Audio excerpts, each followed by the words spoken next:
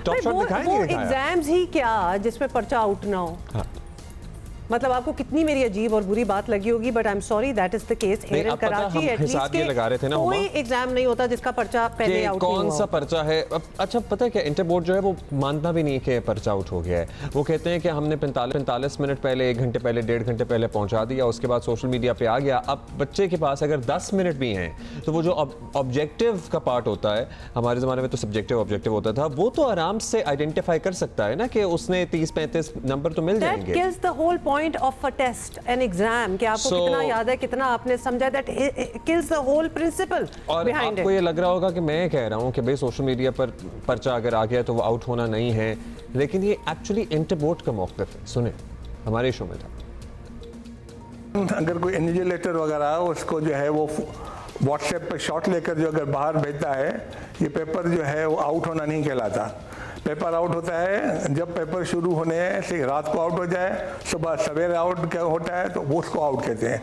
जब आप सब अंदाज़ा लगाएं कि 9 बजे पेपर होता है तो अगर ये 8:30 से पहले या 8:40 तक सेंटर में पहुंचा दिया जाता है, अगर 9:30 शुरू होता है तो 9 बजे तक पहुंचा दिया जाता है। अगर उसके बाद ये सोशल मीडिया पे आता है तो इसको आउट नहीं कहते।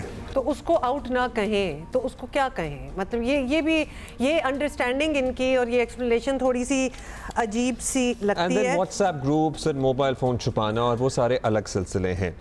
सो क्या हमें बेसिक बुनियादी तब्दीलियाँ लानी हैं अपने तालीम के निज़ाम में? और पर्टिकुलरली वैसे तो प्राइवेट के भी बहुत सारे हालात अच्छे नहीं हैं except for the few elite schools, लेकिन हमारे ओवरऑल निज़ाम तालीम में क्या खामियां हैं कि बच्चे को भी कोई फ़र्क नहीं पड़ रहा, वो चीटिंग कर रहा है, टीचर्स भी उसकी मुआवनत कर रहे हैं और ये सिलसिला अजीब लगता है। शहजाद रॉय हमारे साथ हैं, एजुकेशन एक्टिविज्म करते हैं बड़ी ज़बरदस्त किस्म की, और इनके इसके अलावा भी बहुत सारे इंट्रोडक्शंस हैं, वो आप जानते हैं। वो तो आप जानती हैं शहजाद।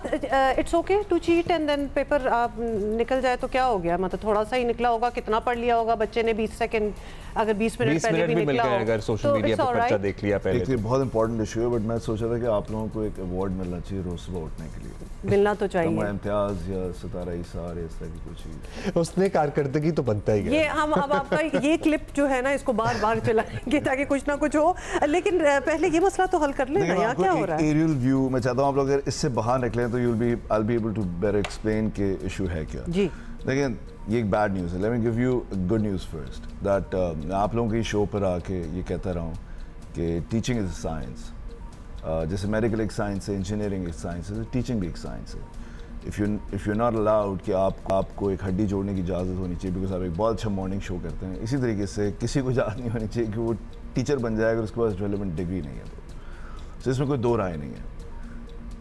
अब सिंध के अंदर खान इन्वॉल्व हुआ, हम इन्वॉल्व थे, दूरबीन हमारी NGO, और एक स्टेटा जो यहाँ की सिंध की टीचर की एजुकेशन की अथॉरिटी है, एक टेस्ट लिया गया और हमने ये कहा कि जो भी B.Ed डिग्री करके आते हैं उनको एक लाइसेंस लेना चाहिए और फिर उनको सीधा, वैसे 14 ग्रेड में टीचर्स आते हैं, सीधा 16 ग्रेड में जाएँ।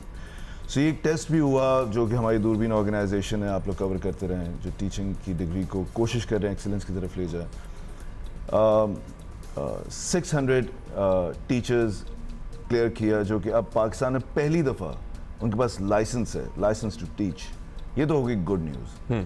बैड न्यूज़ ये है कि पूरे सिंध से 4,000 लोगों ने टेस्ट दिया जिनके पास B.Ed ज़बरदस्त डिग्रीज थी, सिर्फ 16% लोग पास हुए। तो अब ये समझने की ज़रूरत है कि ये तो मैंने आपको गुड न्यूज़ भी दे दी, फिर आपको बताया कि बैड न्यूज़ ये है कि सिर्फ 16% पास हुए। अब मसला ये है कि आप बात करें चीटिंग की। मैं आपसे सवाल ये करता हूँ कि अगर ये चीटिंग ना हुई होती और पेपर आउट ना हुआ होता तो क्या हमारे मुल्क में अगर ये बच्चे पढ़ के आके टेस्ट दे के पास कर लेते तो क्या हमारे मुल्क में इन्वेंशंस होना शुरू हो जाती?